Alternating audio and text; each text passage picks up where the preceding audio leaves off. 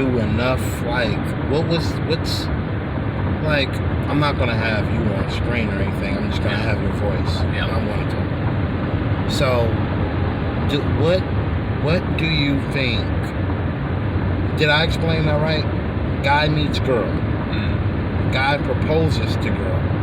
At that point in time, I feel that they should get premarital smashing, because if they're virgins, then they have to smash before they get married, right? No, we're not agreeing on premarital smashing. Okay, but okay. Let's keep it to counseling. Okay, but I'm saying like, therapy counseling. They should definitely do premarital counseling. Yep. Also separate like separate counseling as well, don't you? Because they have to individual. Work. So yeah, they got to work for their own things as well as things together. Yeah. Because if you don't, so I'll just say what I said before. Like, if you don't work through those things beforehand, you know, that old, it's gonna show itself as you get married, and as you know, once the honeymoon period is ending and you go back into reality and you start seeing these things that, like, well, why don't we ever talk about these things? Or we're already developing unhealthy habits in our marriage, you know, or there's jealousy, or there's bitterness, or why are we getting so angry at each other over little petty things? And you hold resentment and bitterness, all those things. So how do you feel that you should work that out? Like, what does that look like? What does that look like with what does that work look like? I mean, because you got a guy that's getting married. What kind of advice do you give him to work these things out with him as an individual, like coming into being a husband? Because you said that there's a difference between being a fiance and being a husband, and a boyfriend. So you got to work all these things out individually. So how does he work? What does that look like? So if you're doing the premarital counseling as a couple, the counselor is talking with you about different subjects, different topics. Like what? What type of subjects? So one is sexual relationships. What are the expectations in the relationships sexually? It's not just having sex all the time. It's what works for you. What do you like? What don't you like? Like threesomes? No. We're talking about two people married. Yeah, but I mean, threesomes can, like, are you a freak? No, that's not called that. When you get married, BDSM? When you get married, you are committed to one another. You enter a covenant between a man and a woman, and like God says, what God has brought together, let no man separate. So that means you don't throw another woman in there and have a smash sandwich. Okay, but what about polygamy? Oh, well, if you're Mormon, you think about like polygamy? And no, because if it's polygamy, or if it's just, oh, this is an open marriage, well, what's the point of saying your vows and saying, you know, for better or worse, that you're committed to one person for life? Because then you're like, well, I'm gonna make my marriage vows, but I'm committed to multiple people as well as you. Well, I mean, people break their vows all the time. I mean, when you get into, like, for instance, if there's no communication in a relationship, isn't that breaking your vows as well? Wouldn't you say so? Like, you gotta be there, like, support. Well, like, a relationship is all about support. Yeah. So if someone is not being, you know, communicative and actually conveying how they feel, that's not supporting. That's not conducive to the relationship. Therefore, you're breaking your vows. Also, let's say someone dips into finances. Is that considered cheating? Like, these are all guidelines. There's just because they're sexual, or just because it's non-sexual. Like, let's say like your wife gets a friend and she's just talking to him all the time. Like, you're so invested in this guy. Like, isn't that a form of cheating? Would you say so? It can be a form of emotional cheating.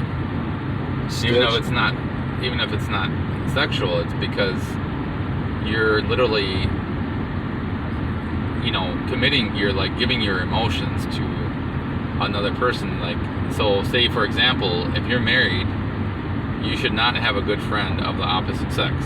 You can have acquaintances. You can hang out with men, like if you're a married couple and you hang out with other married couples, that's fine. But a woman or a man that is married should not hang out individually.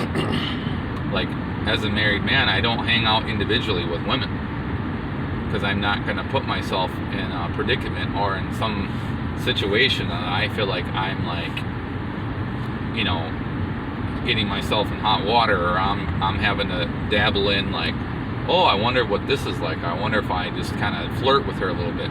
Okay. Because then it's like you're jumping in the ring in a fight that you're not going to win. Okay, I agree with you, though, to play devil's advocate.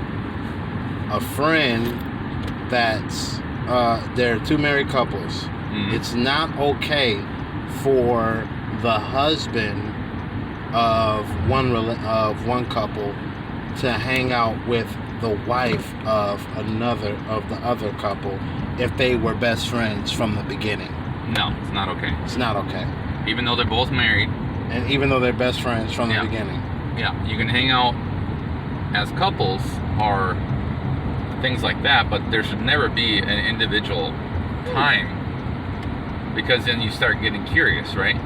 I don't know. Right? What do they say? Curiosity killed the cat. And then you start having feelings for that person, and you open up a can of worms that you don't need to. So instead of opening up the can of worms, don't even open the can. Don't even play with the worms. Leave them alone. Put them on a shelf. Throw them in the woods. Whatever you gotta do. Okay, so you're saying that they shouldn't have individual opposite sex friends, correct? They can if you're friends as couples, but you shouldn't like be going individually. You shouldn't be like, oh, let's go to the movies together. Oh, you know, since we're such good friends and our spouses know each other well, we all are good buddies. Let's go have coffee. Let's go have lunch together. Because then you're creating an atmosphere and you're creating an environment where either temptation can come in, curiosity can come in, you can be, you know, deceitful, right? I'll throw a verse in there. It says like the Bible says, it says the heart is deceitful above all things. It says who can know it? You know, our hearts. What was that again? Say it again. It says our hearts are deceitful above everything within our body. That means our heart, which is connected to our mind, our spirit, like our emotional heart, can be deceived so easily. You know, we can be tempted, we can be curious because someone is different than our husband, and you're like, oh, why doesn't my husband talk to me like this? Why isn't he funny like this? So you start comparing that man or that woman to your spouse because they might have a stronger characteristic, or they might have a different type of personality that's more enjoyable. So you're kind of putting yourself in a predicament. You knocked the phone out of my hand. What about respect? Respect of the relationship, respect of the person, respect of yourself. That doesn't matter if you have someone in your sight or someone like, you know what I'm saying, like, don't play with Pandora's box. Because when you open Pandora's box, you never know what's going to be in there. That's what you're saying. There is no respect.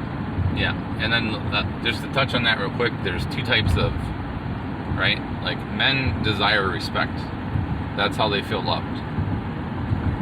So there's different types of love. The way a man feels love is by feeling respect from his wife.